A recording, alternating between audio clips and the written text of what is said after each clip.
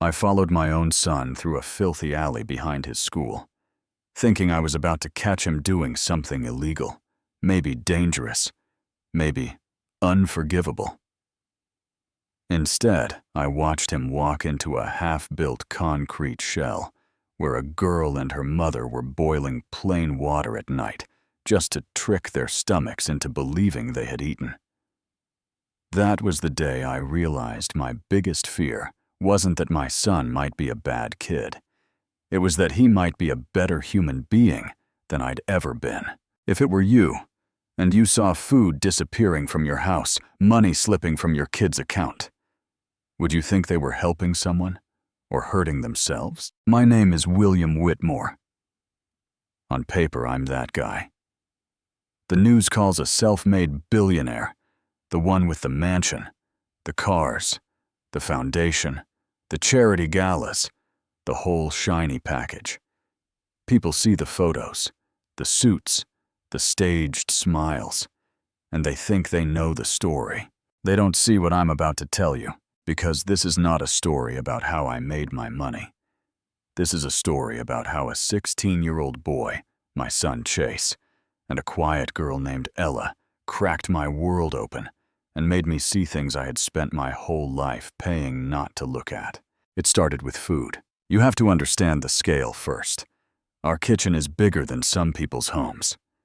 6 double-door fridges humming softly along the wall, a walk-in pantry marble everywhere, 3 ovens, a staff that moves like a machine. There's always something cooking, always something being stored labeled tracked. People come in and out for events, charity brunches, private dinners. Food is just everywhere. So when my head chef came into my office one afternoon holding a tablet, like it was bad news from the doctor, I didn't think much of it. I was buried in emails, contract drafts, numbers. That's my comfort zone. "Sir," he said, standing there, a little too straight. "I think there's an issue with the pantry inventory." I barely glanced up. "Software glitch," I muttered. "Call it." "I already did," he said quietly. "They checked the system. The numbers are correct. That's the problem." That got my attention. I took the tablet from him and started scrolling. It wasn't 1 or 2 odd entries. It was a pattern. For the last 20 days, food had been vanishing at a rate that didn't match anything on our event schedule. Bread loaves down way more than usual. Fruit crates disappearing twice as fast. Canned beans, sardines, pasta cups, snacks. All of it being used at a pace that made no sense. My first reaction was logical, detached, clinical. The way I react to most things. Has anyone mentioned more guests than usual? Staff taking food home? New events, anything? He shook his head. "No, sir. Everything has been normal. Except that word again, except what I asked." He hesitated for a second, like he didn't want to get anyone in trouble. "Except that Master Chase has been visiting the kitchen more often. Early mornings, just before school. More than he used to." There it was. A name attached to the numbers. My son's name. That night after the house got quiet, I opened my laptop in my office and pulled up Chase's debit transactions. I told myself it was just to ease my mind, just to check, just to be sure. You know how we lie to ourselves and call it being responsible? Yeah, that. His usual spending pattern, lunch at school, an occasional burger with friends, a game or app here and there, had changed. Over the last couple of weeks, I saw a trail of small cash withdrawals during school hours. Not huge amounts, but consistent. I saw purchases at little corner stores, nowhere near our neighborhood. It wasn't wild partying or designer clothes. It was something else. Food disappearing at home. Money leaking out in small doses. A 16-year-old suddenly needing more cash than usual. And if I'm being honest with you, there was something else that had been nagging at me.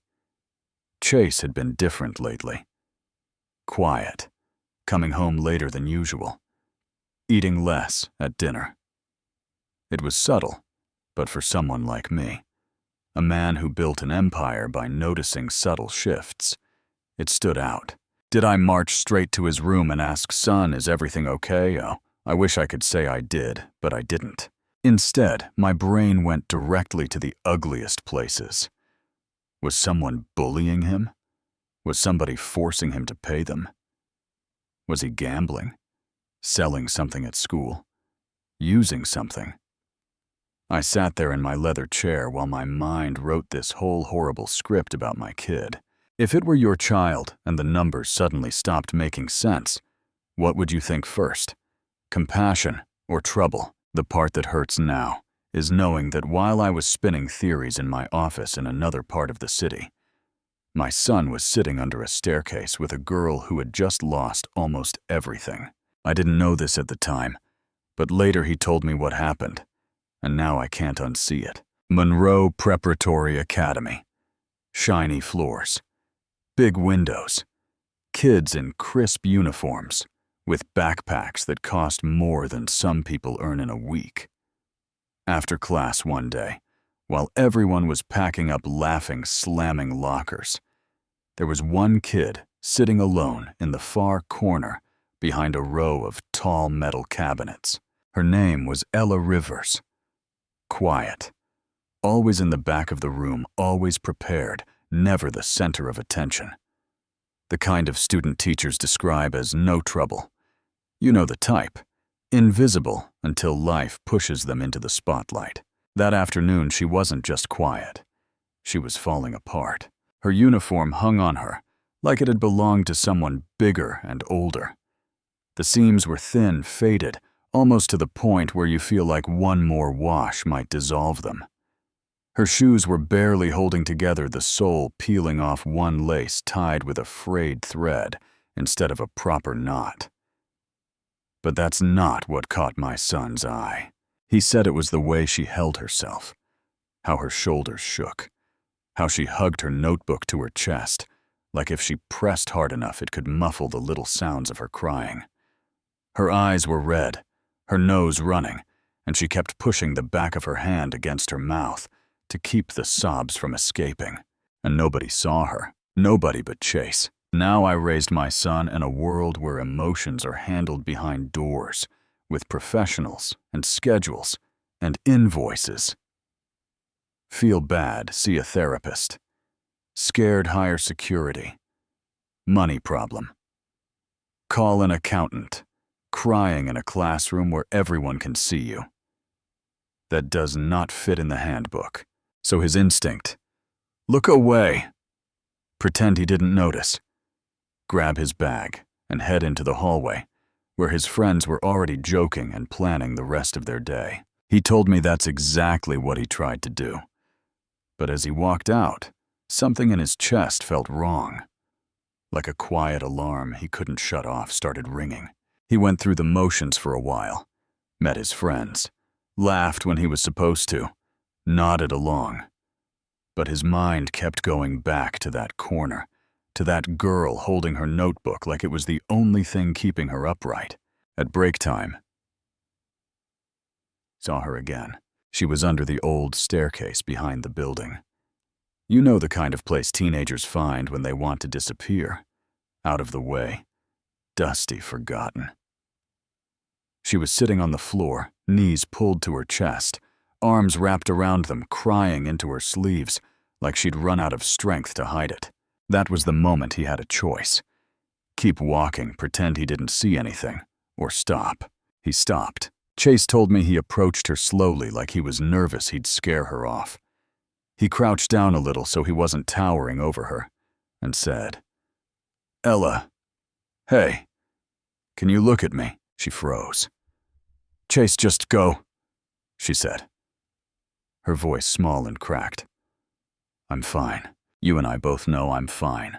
Really means I'm broken. Please don't make me say it out loud. You're not fine," he told her, voice shaking more than he wanted. "Talk to me. Whatever it is, I'm not going to judge you." She shook her head, pressing her forehead into her knees. "You won't understand," she whispered. "It's embarrassing. I don't want pity. And my son, who had never in his life worried about where he'd sleep or what he'd eat, said, "It's worse to suffer alone." That line didn't come from me. It didn't come from some book. It came from a 16-year-old boy who, until that week, thought the biggest problems in his life were exams and tryouts. Silence hung there for a while, heavy, almost painful. Then she broke. "We got kicked out," she whispered. "Kicked out from where?" he asked. "Our house," she said. And the tears started again. My mom couldn't pay the rent. Her little flower stand failed. She tried everything. Sold the pots, borrowed money, but nobody wants to lend to a widow with a roadside stall. So the landlord threw us out. She told him they were living in an uncompleted building at the edge of town. No doors, no windows, just walls and rough cement.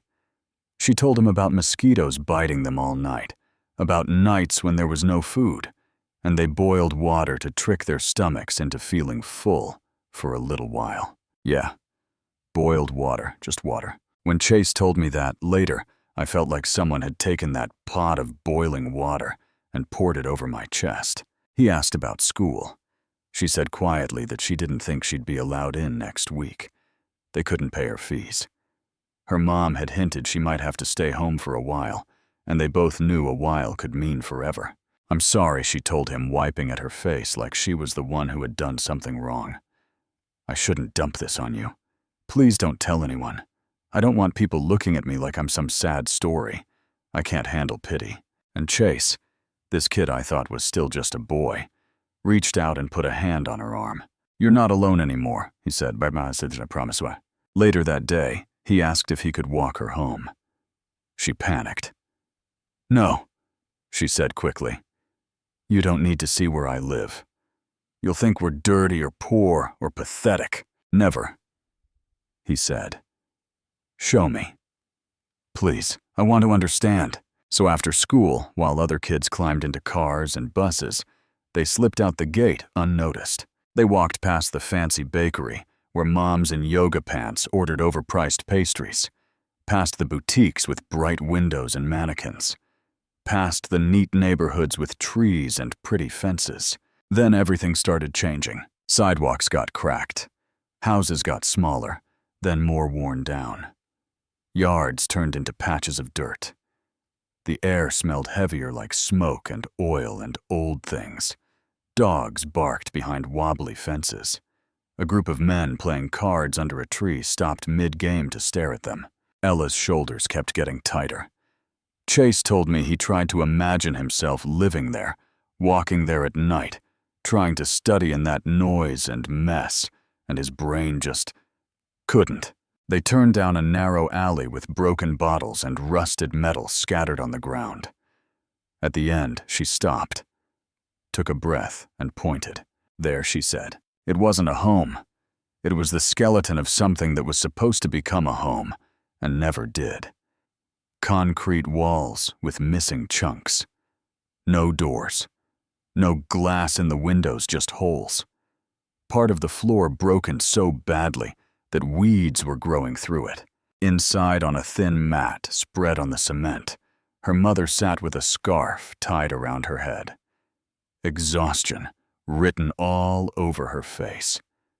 Next to her, a cracked plastic bucket and a weak little lantern that probably fought hard every night just to stay lit. "Mom, I'm home," Ella said softly. Her mother looked up and froze when she saw Chase. Shame flickered across her face like she'd been caught doing something wrong. "I'm sorry," she said quickly. "For the mess. This is temporary. We're trying to get out of here." Chase said he stepped inside, and it was like the air itself changed. Cold, empty, heavy. He didn't say much. He didn't know what to say. But as he watched Ella's mom apologizing for not having a couch or a table, watched Ella trying to make herself smaller, like she could disappear into the wall, something in him cracked. He sat down on the floor with them, and for the first time in his life, he cried for someone else's hunger. While all that was happening, Do you know where I was? Sitting at my desk, scrolling through digital pantry logs, annoyed that the bread count didn't match the projections. If that's not a punch in the gut, I don't know what is. That night, Chase lays in his warm bed, staring at the little glow-in-the-dark stars we stuck on his ceiling when he was 8. He told me later that every time he blinked, he saw that broken building instead. That cracked bucket. That tired woman trying to sweep cement. Ella's face when she said she might have to leave school. By morning, he had made a decision. He walked into our kitchen not as a hungry teenager looking for breakfast, but as a kid on a mission. Staff were doing their usual thing, chopping, organizing, loading groceries into the pantry. Nobody paid him much attention at first. He moved from shelf to shelf, pretending to look for a snack, and started slipping things into his backpack. 2 loaves of bread, a few cans that didn't need refrigeration, pasta cups, fruit. Small things that wouldn't be missed right away. His hands were shaking. He told me he kept thinking, "I'm not a thief. I'm not a thief." But his body kept moving anyway. On his way out, the butler called. "Master Chase, won't you eat before school?" "No thanks, I'm not hungry," he said, a little too fast, and walked right out the door. At school, he found Ella sitting in a corner, trying to fix her broken shoelace with a safety pin. He put the plastic bag next to hers and nudged it gently. "What's this?" she asked. "Nothing big," he said quietly. "Just some things." She opened it, saw the food, and her eyes filled with tears instantly.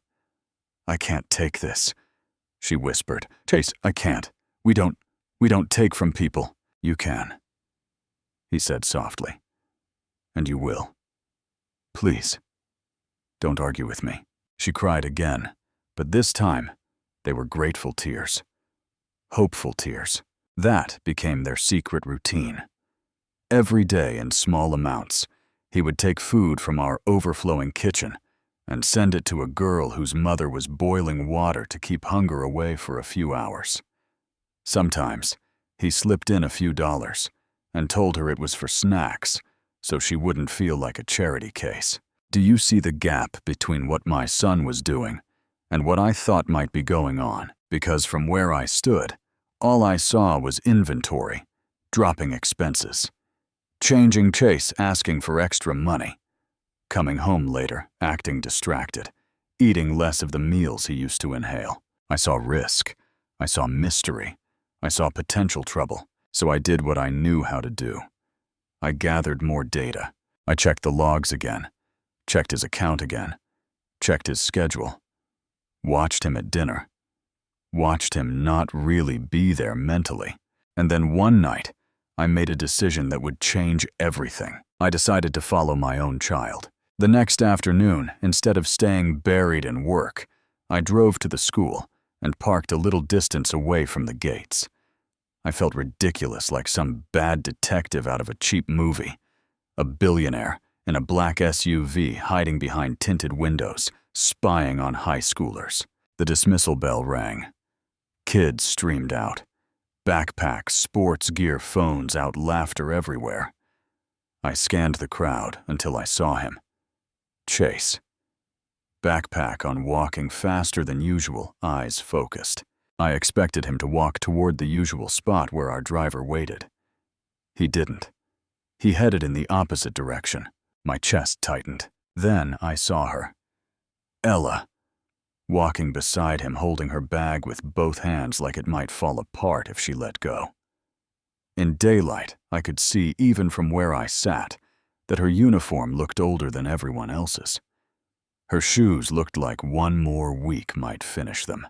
They said something to each other, then turned left, away from the line of cars, away from the mansions, away from everything I thought was their normal route. That was it for me. I got out of the car and started walking behind them just far enough that they wouldn't notice. I followed them past everything I had helped build. Shiny storefronts, polished sidewalks, fancy cafes, and kept going when the world started to fray at the edges. Pavement cracking, houses shrinking, paint peeling, fences sagging, the air heavier with the smell of exhaust trash, something burning in the distance. I watched my son glance around, making sure Ella stayed close. I watched him step into a world I had conveniently kept outside my property line for years. You know that feeling when your body realizes something before your mind catches up. My stomach knew we were heading somewhere I had never bothered to go. And then they turned into that same narrow alley. I stopped for a second. This wasn't my part of town. My world is glass towers and conference rooms and security badges. This place was rusted metal, broken glass, graffiti, stray dogs. But my kid was down that alley, so I went. At the end of it, I saw the building. The skeleton. Half finished, half forgotten. Chase put a gentle hand on Ella's back, said something I couldn't hear, and they stepped inside. I found a broken fence next to the lot, moved behind it, and peered through a gap in the wood. That was the moment everything flipped. I didn't see drugs. I didn't see shady older kids or some secret gang. I didn't see my son trading anything illegal. I saw a girl's mother sweeping a cement floor with a bundle of straw, trying to turn bare concrete into something she could pretend was a bedroom. I saw a torn mat laid out in the corner, a cracked bucket, a tiny lantern that fought the darkness every night. I saw Ella's shoulders curved in on themselves, apologizing for the way she lived, like she had personally failed the world.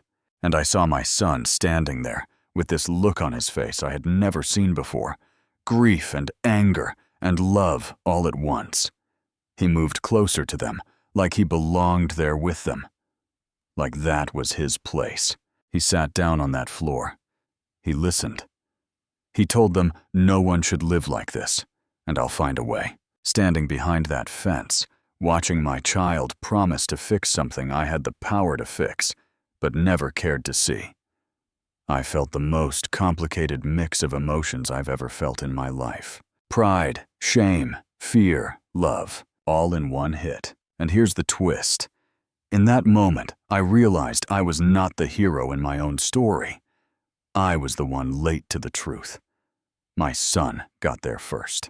Stick around because what happened next will blow your mind. I went home that night and didn't sleep. Not really. I kept seeing that building when I closed my eyes. Kept seeing Ella's mother sweeping. Kept seeing Chase's back as he sat with them, his shoulders shaking just a little. The next morning, I did something that felt like pulling a thread out of my own carefully woven image. I called the principal of Monroe Prep. I called my lawyers. I called a real estate agent. I called a few people who owed me favors. I didn't tell Chase. I didn't tell my wife. I didn't make a speech. I just started moving money and signing things. By the time the sun really got going that day, I had set something in motion Ella knew nothing about. At school assembly the next morning, kids lined up on the courtyard. The national anthem played. The band did their usual thing. Teachers hovered with clipboards. The principal stepped up to the microphone with an expression Chase later described as weirdly excited. "Students and staff," he said, voice booming over the speakers, "today, we have a special announcement. One of our students has been awarded a full academic scholarship. Tuition, uniforms, textbooks, supplies, everything covered." Chase said he just stood there thinking, good for whoever that is. And that was it. He didn't connect it to Ella. He definitely didn't connect it to me. "Would the student named Ella Rivers please come forward?" the principal said. Chase turned so fast he nearly knocked into the kid beside him. Ella stood frozen for a second, like she wasn't sure she'd heard right. A few kids looked around trying to figure out who that was. When she finally moved, her legs were shaking. She looked terrified and hopeful at the same time. She reached the front, and the principal put a hand on her shoulder. "Ella," he said, "you have been given a full scholarship funded entirely by an anonymous donor who believes you deserve every chance to shine." Anonymous. She whispered, and then she dropped to her knees, not in a controlled, dramatic way. Her legs just gave out, and she fell to the polished cement and sobbed. Loudly. Ugly. Real. She covered her face with both hands, crying, "Thank you, God. Thank you," over and over. Teachers rushed to help her up, but she couldn't stand right away. Nobody laughed. Nobody rolled their eyes. The courtyard went quiet. Kids who had never said more than "move" to her were suddenly staring at her like she was made of gold and glass. Chase stepped out of line and moved closer. "Ella," he whispered. When he was near enough, I didn't say anything. I swear, I didn't tell anyone. She looked at him, eyes red, cheeks wet, and asked one question that still sticks with me. "Then who did this for me?" she said. "Who would help someone like me?" He didn't have an answer, but I did. Because I was standing half hidden near the back of the crowd, close enough to hear everything far enough that my son didn't notice me. I didn't go up to her. I didn't reveal myself. It wasn't time for that. Not yet. The next scene. You might think it's the happy ending, but really it was the real beginning. That afternoon, back at the half-built building, Ella and her mom sat on their mat. The scholarship letter folded and refolded like something fragile. They were talking quietly when they heard footsteps at the entrance. Heavy, slow, intentional. Ella hid the letter. Her mom whispered panic in her voice. "Maybe the landlord sent someone. Maybe someone wants this place back. Please just hide it." Ella shoved the envelope under her backpack. Her mother grabbed her hand like she could shield her with just fingers. A shadow fell across the doorway. "Please, we're leaving soon," her mother blurted before she even saw my face. "Don't chase us out yet. We just need a little more time." Then she realized it wasn't the landlord. It wasn't some street guy. It was a man in an expensive suit with polished shoes who looked like he'd taken a wrong turn on his way to a board meeting. It was me. She went quiet. Her eyes darted around like she was trying to figure out who I was and what kind of trouble I represented. Before I could even open my mouth, another voice cut through the air. "Dad, no." Chase came running in behind me, out of breath, eyes wide. He rushed forward and put himself right between me and them fingers gripping my jacket. "Dad, please," he said, voice already cracking. "They didn't do anything wrong. I'm the one who took the food. I'm the one who took the money. Don't yell at them. Don't report them. If you're angry, be angry at me." He was shaking. My son, who never broke rules, never talked back to teachers, never got into fights, was standing in front of me like a shield, trembling and ready to take whatever came. If you were me in that moment, what would you have done? Yell, lecture? Talk about stealing, about boundaries, about how he should have come to you? Be honest with yourself. I looked at him, then at Ella, then at her mother, then back at my son. And something in me just snapped out of its old shape. I did something I don't think anybody had ever seen me do before. I got down on my knees on that cold cement floor. Ella's mother pulled back a little, confused and scared. "Sir, why are you—" "No one should live like this," I said. And I could hear how rough my voice sounded. Not a mother, not a child. Not while my son has to sneak food and money out of our house just to keep you going. That's not right. It's not right for you. It's not right for him. And it sure as hell isn't right for me to pretend I don't see it. She stared at me, stunned. Her lips trembled. She didn't know what to say. I reached into my coat and pulled out a small silver keychain. 2 keys, new and bright, clinked softly against each other. I took her hand and pressed them into her palm. "These are yours," I said. She looked down at her hand, like I'd just dropped something unreal into it. "I don't understand," she whispered. "It's a house," I told her. 2 bedrooms, furnished, paid in full. No landlord. No one can throw you out. You can move in today. We'll take you there after this. No rent, no catches, no press release. It's just yours." She covered her mouth with both hands and her knees buckled. This time, I was close enough to catch her before she hit the ground. Behind me, I heard Chase let out this choked sound, half sob, half breath. "Dad." He said, his voice so small, I almost didn't recognize it. I thought you'd be mad at me. I thought you'd say I did something awful. I stood up enough to pull him into my arms and hug him so hard he probably couldn't breathe properly. "You weren't wrong," I said against his hair. "You were brave. You did what I should have done the first time I saw those numbers change." He broke then. Really cried. His shoulders shook against me. I held on and realized in that moment that I was not just hugging my kid. I was clinging to the second chance he had unknowingly handed me as a human being. Do you think that's fair? That a billionaire's kid has to risk getting in trouble just to make sure a classmate doesn't starve, while their father sits in a mansion complaining about accounting? We drove them to the house that evening. It wasn't a palace. That wasn't the point. It was a modest 2-bedroom home in a safe, quiet neighborhood with tree-lined streets and small lawns. A white picket fence, a porch with flower pots already set out. Inside there were couches, real beds with clean sheets, a kitchen with a working stove and full cupboards, a bathroom with hot water, art on the walls, warm light instead of a lonely little lantern. Ella walked in slowly, fingers trailing along the back of the couch, touching the edges of picture frames, like she didn't quite trust they were real. Her mother stepped into the living room, turned in a slow circle, and then sat down in a chair, like her legs couldn't hold her up anymore. "You didn't just give us a house," she said, finally wiping at her face. "You gave us safety. You gave us back our dignity." I don't have words for this. I shook my head. "You and your daughter gave my son something I couldn't buy," I told her. "You gave him a reason to look beyond himself.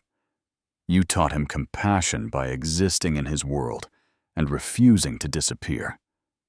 You have no idea what that's worth." Chase stood next to Ella, awkward and happy and overwhelmed. "Now you don't have to worry about leaving school," he said. "You can breathe. You can sleep. You can just be a kid again." "I'll never forget this," she said. Her voice was steady, but her eyes were shining. Never. In the weeks and months that followed, things changed. For them, for my son, for me. We set up Ella's mother with a proper flower stand. Not on a dusty roadside, but in a busy, clean market where people wanted what she had to offer. I paid for the permits, the supplies, the first few months of extra help, while she got on her feet. I made a couple of calls and got some of my corporate clients to use her for their events. She didn't waste it. She turned that opportunity into something beautiful. River's Blossoms became a little local favorite. People came not just for the flowers, but for the way she greeted them, remembered them, asked about their families. She went from sweeping that cold floor to arranging bouquets for weddings. Ella, now securely in school, didn't have to worry about where she'd sleep or whether the school would send her home for unpaid fees. Her grades went up. Teachers started calling her a rising star. Her uniform fit, not because it was new and perfect, but because it was hers, and she didn't have to grow into someone else's cast-offs. And Chase, my son, changed in ways that still surprise me. He didn't turn into some perfect saint. He was still a teenager. He rolled his eyes. Sometimes forgot to take the trash out, argued about curfews. But he started spending his weekends at shelters instead of just the mall. He volunteered with Ella at food programs. He got involved in organizing school donation drives. He paid attention when the news talked about poverty and homelessness, instead of muting it because it made him uncomfortable. Sometimes I'd find him sitting on the back steps of our mansion, staring at the garden, lost in thought. When I asked what he was thinking about, he'd shrug and say, "Just how different it is, how close it all is, how crazy it is that one simple choice can decide everything." And me, I started showing up too. I visited the places my donations had been going for years, with my name slapped on a plaque. I sat in rooms that smelled like soup and cleaning supplies and tired people. I listened to stories about eviction notices and medical bills and kids skipping meals. I realized how many Ellas and Ellis's moms there were in my own city, Maple. My money had technically brushed past, but my eyes had never really seen. Here's where I want to be really honest with you, because this is the part that's messy. I did a good thing for one family. I changed one girl's future. I helped a mother sleep without fear of rain coming through a missing roof. I made my son proud instead of ashamed. But is that enough? Is that justice? Or is that just the least I could do? Do you think it's fair that someone like me has the power to snap his fingers and make a house appear for one person, while thousands of others are boiling water to pretend they've eaten? Do you think it's fair that a 16-year-old has to sneak around to do what our systems, our communities should be doing, as a matter of basic decency? If it were you, and you had my resources, what would you have done differently? I still struggle with that. What I know is this: the real hero of this story isn't me. It's a quiet girl who refused to completely break even when she had nothing. It's her mother who kept sweeping that floor like hope might walk through the door any day. It's my son who saw a classmate crying under a staircase and decided to walk toward her instead of away.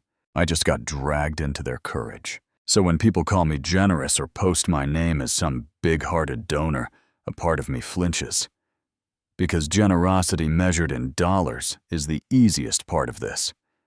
The hard part is what my son did first, looking someone's pain in the face and staying there. Let me leave you with this. The next time you see someone who looks like they're holding it together, a kid in your child's class, a neighbor, the person cleaning your office, your own son moving a little quieter than usual, ask yourself a different question. Not what's wrong with them, but what are they carrying that I'm not seeing? And then if you've got anything, time, money, a spare room, a job, lead a ride, or just the courage to ask, are you really okay? Decide what kind of person you want to be in that moment. You know what I mean. If this story made you feel something, anger, hope, guilt, inspiration, all of the above, I want to hear about it. Do you think what I did was enough? Do you think I should have done more? Do you think Chase did the right thing, sneaking food instead of coming to me first?